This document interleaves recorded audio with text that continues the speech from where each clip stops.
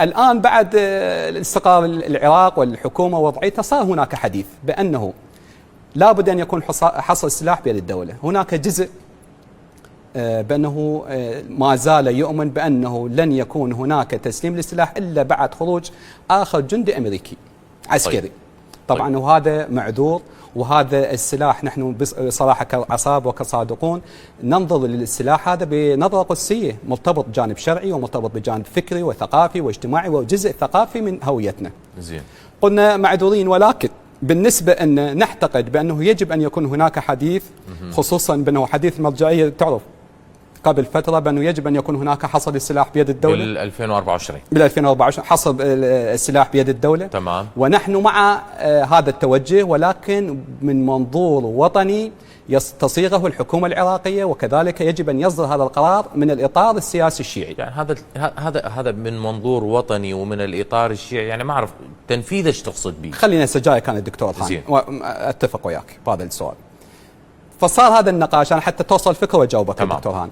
صار هذا النقاش بأنه ما نعتقد بأنه يجب أن يكون في داخل الأروقة الوطنية الحكومة العراقية مع التركيز على، أنا ليش قلت بأنه هذا السلاح له خلفية شرعية وسياسية واجتماعية وثقافية، يجب أن أيضا منظور المرجعية الدينية في موضوع حصر السلاح بيد الدولة. فتتبلور فكرة بأنه حصر السلاح وتنظيمه حتى على مستوى الجانب العشائري.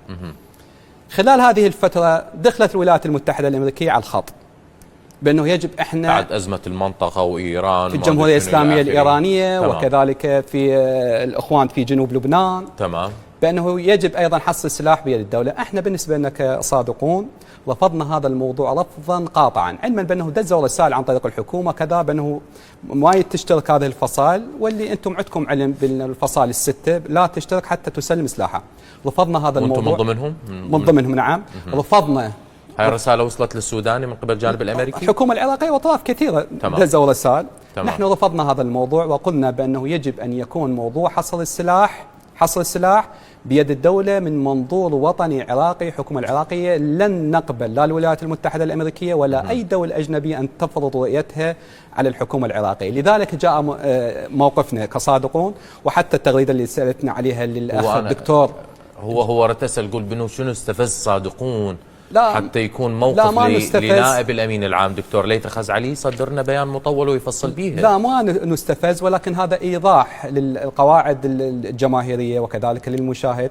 فلذلك جاءت تغريدة الأخ الدكتور ليث بهذا المنظور بأنه احنا بناقشينه، يعني مضمون هذه التغريدة بأنه احنا بناقشين هذا الموضوع منذ 2003، وهذا السرد التاريخ اللي سردته لك، وهناك رؤية كانت رؤية وطنية